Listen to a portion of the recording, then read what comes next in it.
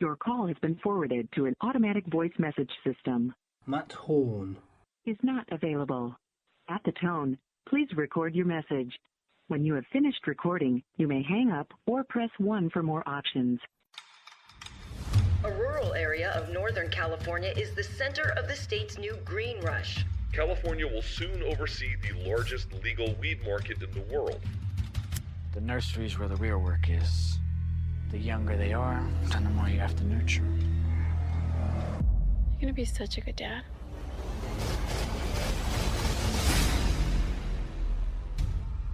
Your probation officer, your boss, the whole world sees you as a criminal. So you might as well just be one.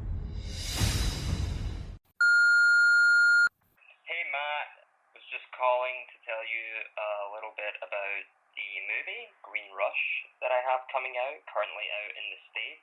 You're not available, so give me a call back, and I'll get back to trying to find some new acting work during isolation. Okay, thanks, bye.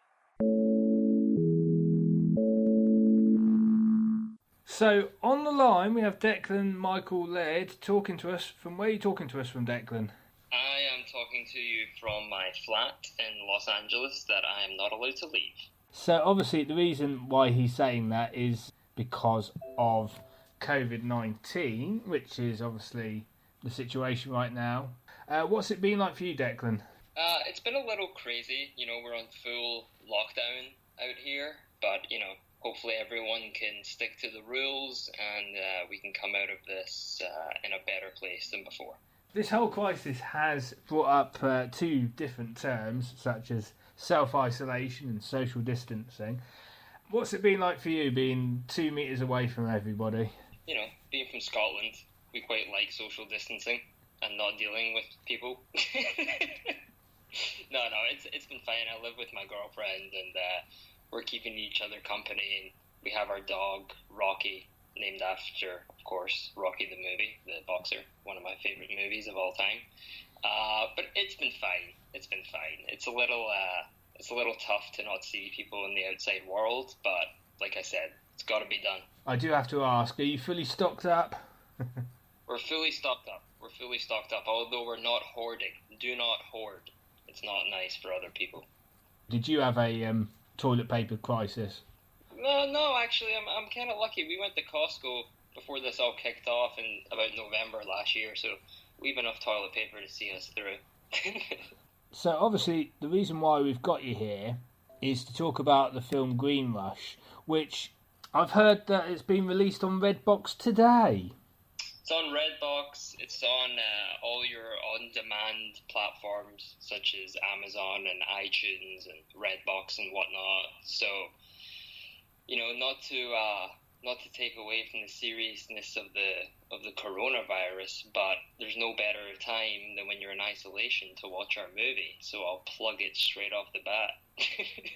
It's based on a true story, and it's about a heist on a marijuana farm where some guys, employees of the farm, owe some bad people some money, and those people come to the farm, and things get pretty hairy, and it's very intense, it's very fast paced, and it's a lot of fun.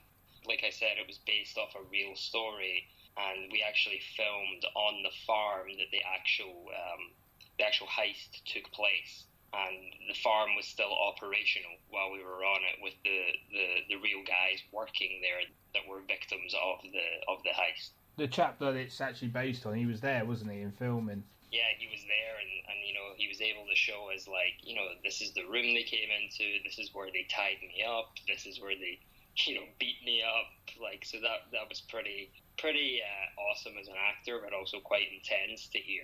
When you put it like that, it sounds really sort of a bit strange. Like, that's where I was when he, you know, basically bandaged me up, you know, tied me up and put a piece of gaffer tape on my face. Right, and the crazy thing is the way Rob, the real gentleman that it happened to, spoke about it was kind of like blasé, as if it wasn't a big deal. And I'd be like, wait, what? And he'd be like, yeah, you know, it is what it is. Like, that happened over there, and they tied me up over here.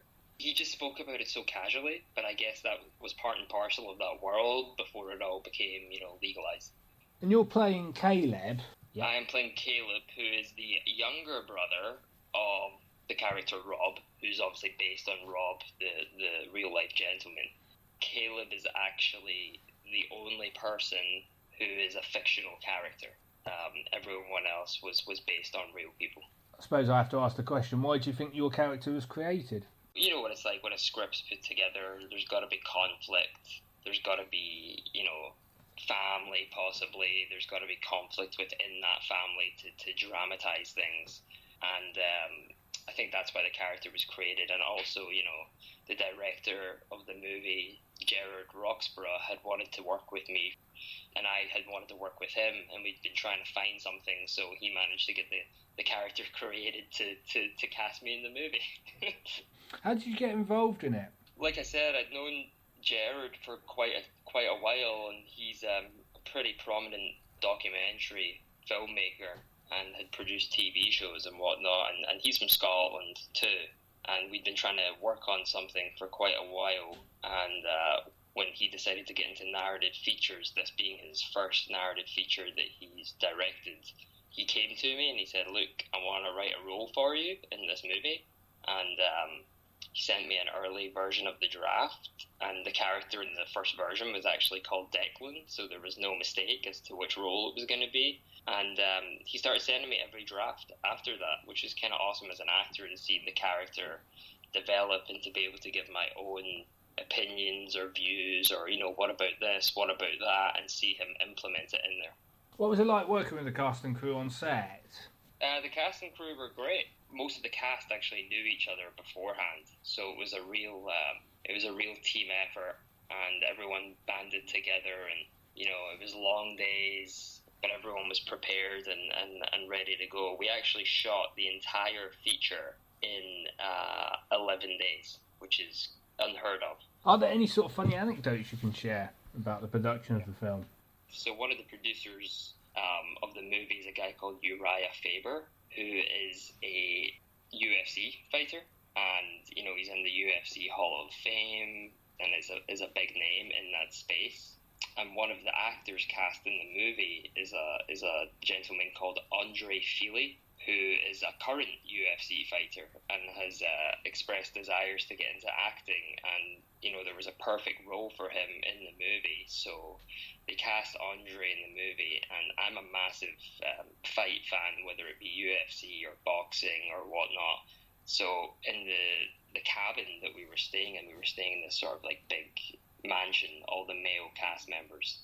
I actually had to share a room with Andre, and I don't really get starstruck by any, big actors or directors or producers, because being in that industry, I just see them as people. But athletes, I always put on this kind of pedestal, no matter which sport it is, as just sort of people I see on TV doing what they do. So to be rooming with Andre for me was kind of wild to see the person and not the professional athlete. Like, there's a preconceived idea of the personality of fighters, especially, I think, but most of the time Andre would just sit, in between takes in his trailer or in the room at the house at night just reading comic books, which I thought was pretty funny and not very cliche. Any specific comic books? He would read Batman. Comic books are not my forte. I'm not a big reader of comic books, although I respect them, but I just remember whenever I'd ask him specifically what he was reading, it would lead on a 20-minute tangent of comic book, terminology that I did not understand. Well, let's talk a bit about you, Declan, you yourself. You're from Glasgow, which we can tell. I am. Yeah. I actually had a look at your sort of history, as it were. And this is a bit of a strange one for me, actually, because you were a footballer, weren't you?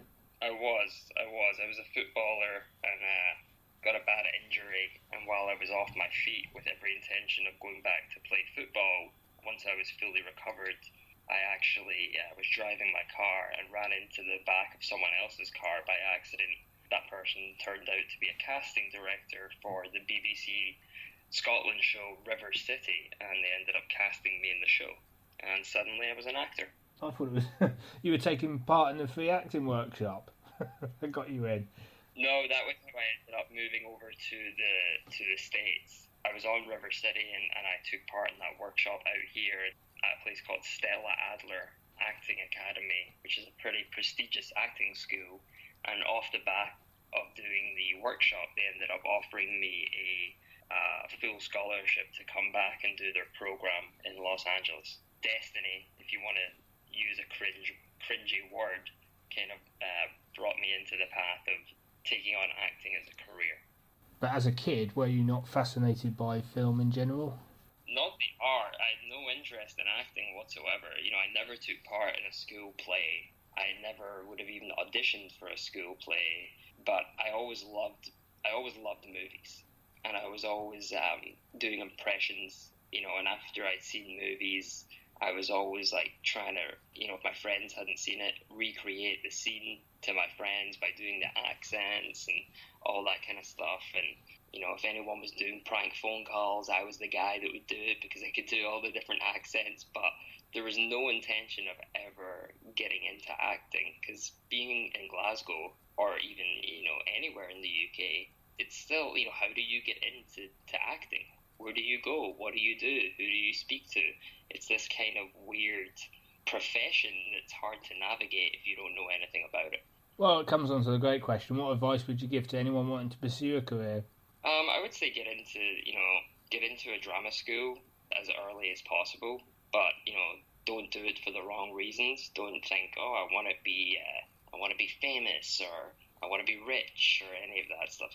Go to have fun and enjoy it, and show what you can do, make people laugh, do it for reasons that aren't monetary or fame based. If you take it on as a career, it's a long haul.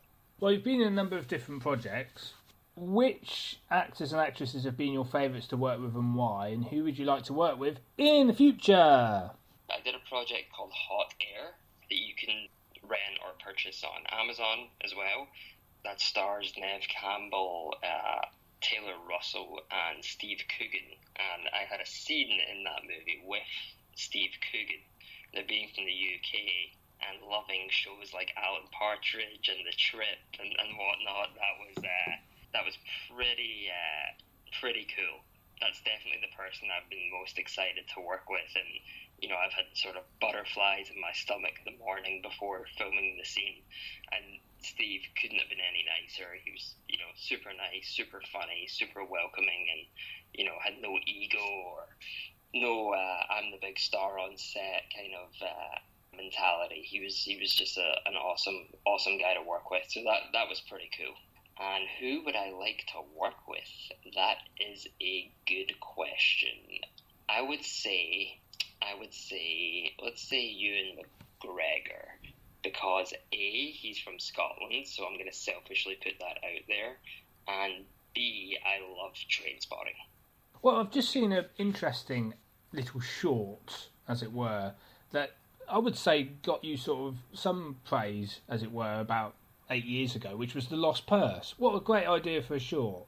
I was only meant to be on River City for a couple of episodes. It got extended to be quite a bit further, but after the first couple of episodes, I was on a small hiatus where I didn't know if the role was going to get extended. And this independent filmmaker called Colin Ross Smith, who was making some waves in sort of short film space in Glasgow, approached me and said, would I want to take on this role in this little short he was doing?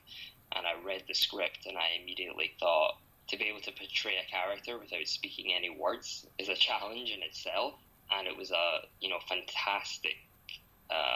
fantastically written script. We knocked it out in a couple of days, and I really, to begin with, just wanted to use it to build my reel at the time, my show reel, to show what I could do. But it did get, quite a lot of praise and won quite a few awards and whatnot.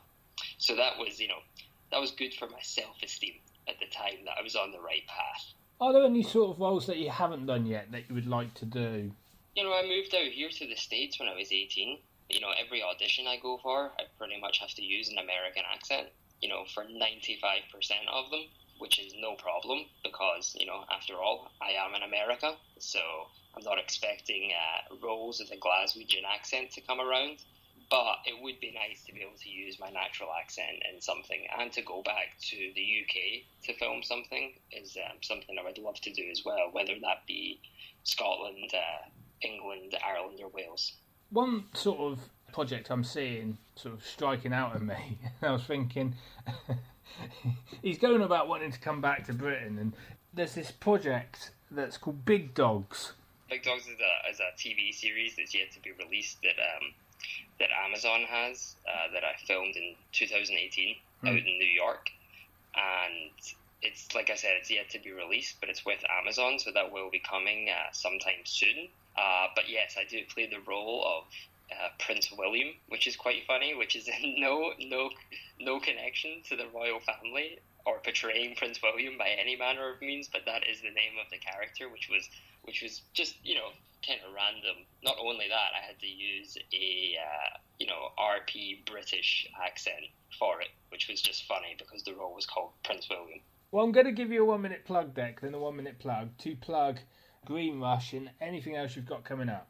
Okay, yeah, check out Green Rush. It is out in the States and all of North America as of today. It will be out in the UK by the end of April. You can catch it on Amazon for rental or purchase, also iTunes and Redbox. I did have a couple of projects coming up that I was very excited about, but I don't want to plug them because they are on hiatus due to the coronavirus, as everyone's work is due to the virus. But check out Green Rush. You're in isolation, you're in quarantine, there's no excuse. And if you do, write a little review, give it 5 stars, give it 10 stars, whatever the maximum amount of stars are, that's what to give it. Well, Declan, it's been a pleasure interviewing you. Awesome, dude. Thank you so much for the time. Obviously, we'll have to get you back. Please do. And please, I know you're a screenwriter yourself. Check out the movie. I'd love to hear your thoughts. Thanks very much for your time, Declan. Awesome, dude. Have a good one. Bye-bye now.